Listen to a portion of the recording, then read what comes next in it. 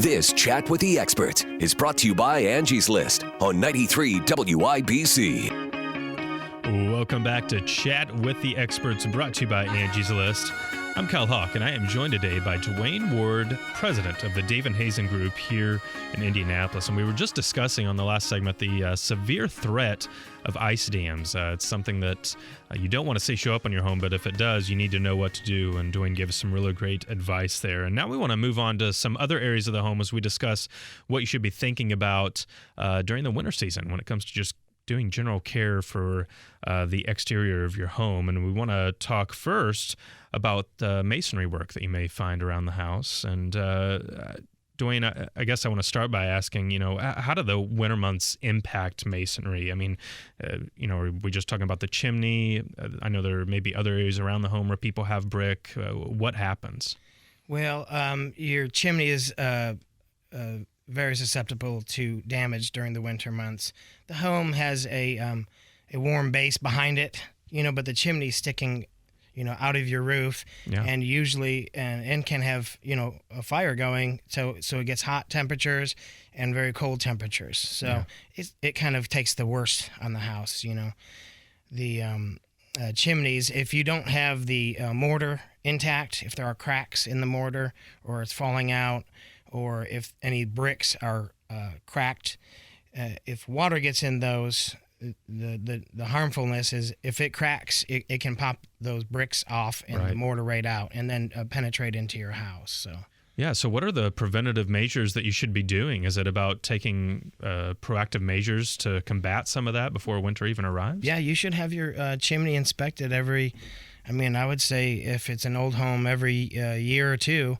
Newer homes, maybe 3 to 5 years, have it inspected. But if there are if the inspector finds cracks in your mortar or any issues with your brick or the flashings, you'll want to have those addressed. The flashings will need to be resealed, and the bricks will probably have to be cut out and replaced, and then the mortar will be ground out and repointed. Right. And then to top it off, if you could do it before the winter sits, seal your chimney, and that needs to happen every 3 to 5 years, depending on the products. But, some products are very expensive and they'll last a little longer. So. Yeah, at the end of last year, we did a show about chimneys, and I think a lot of people, as fall rolls around, think about, I need to have my chimney swept, get the inside cleaned out, but there's a lot of things on the outside of the chimney that are really important to the overall health of the chimney itself. So it's good to consider that as you get your annual chimney inspection. While we're up on the roof, let's talk about what else we should think about when it comes to the roof in wintertime. We talked about ice dams and the threats that are presented there, but even if you don't have an ice dam problem on the roof and you see snow up there after snowfall, are there things that you should be concerned about? Is there damage that can happen to your shingles over the cold weather months? Generally, if you don't have an insulating or ventilation problem, your shingles just out in the field are going to be fine. As the snow builds up and the ice builds up, it is totally acceptable to rake the snow off your roof, if we get big falls. Yeah. And that helps prevent ice damming, and there are roof rakes that they sell that you can reach way up on very tall roofs. So, oh, wow. So like from the ground reaching up? Some, if you have a small house. If you have a very large house, which a lot of people up here do, then you need a ladder and the roof rake. So yeah, it's you can get the snow off. It's very helpful for any of these issues. We do it for multiple people every year. Yeah. Definitely, again, another job to be wise about, whether it's something you should be doing yourself or hiring a professional. You talk about some of those bigger homes, you may not want to be climbing up on the ladder with the rake. How should you care for your siding during the winter months? It's another part of the home that may get forgotten this time of year, but it can really take a beating.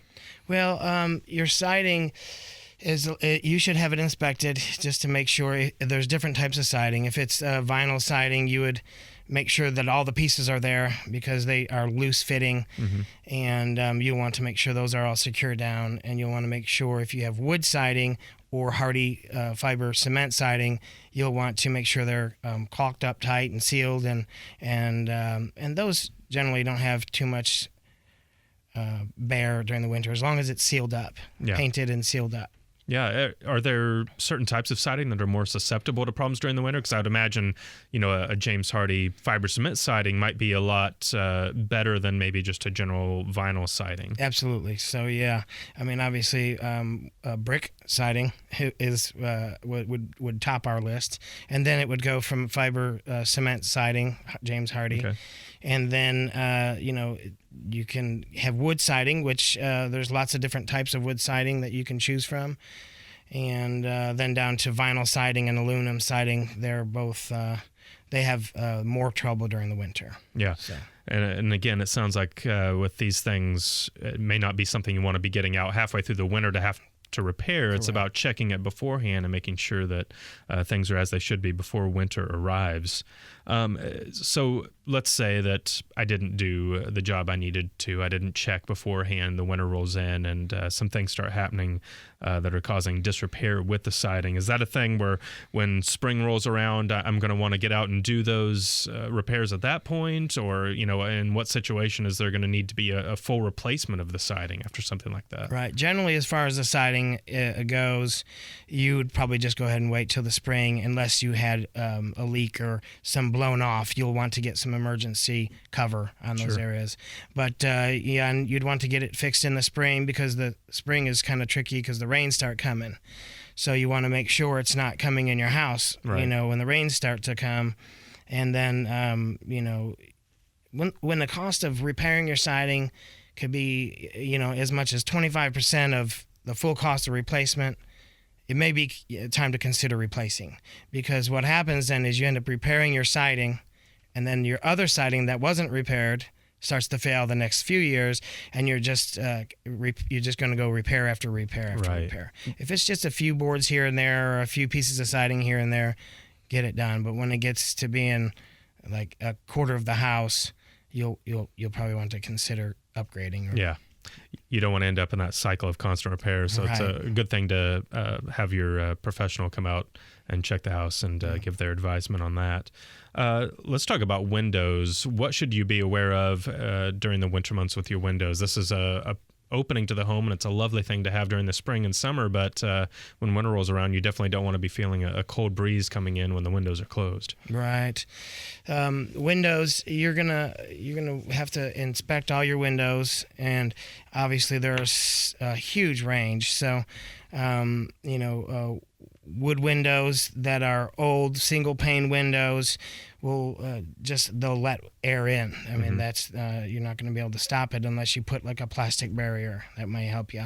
They have the shrink wrap plastic you can put in, but those ones you can put in exterior windows, storm windows to protect that wind also. But and then if you have vinyl windows, you don't have much to do for those. It's gonna the quality of the window is going to speak for itself. So yeah, and this is a thing where I would imagine once again with siding, where if you're noticing constant things each winter season, it may be time to consider a full window replacement. Yep. So the windows, if you're going to be replacing half of your house, you might want to consider. You can do that in stages. The siding you can't really do in stages. Right. So you could do the front of your house or the back of your house at different stages, and usually can get the same products as long as you keep them within a couple of years, so.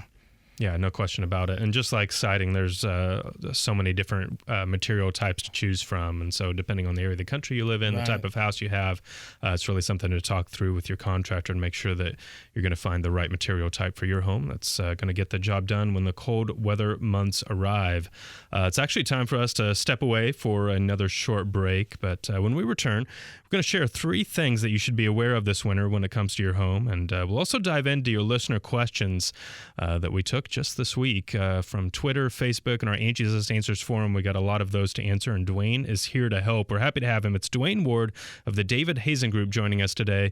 You're listening to Chat with the Experts, brought to you by Angie's List. Do you love a good bargain? Angie'sList.com showcases popular deals from highly rated local companies so you can save time and money on the home and health services you need most. Remodeling your kitchen? Painting your house? Cleaning your carpet? We've got a deal for that. Angie's List members even have access to exclusive discounts, up to 80%. Don't waste another day or another dollar. Start shopping now at angieslist.com.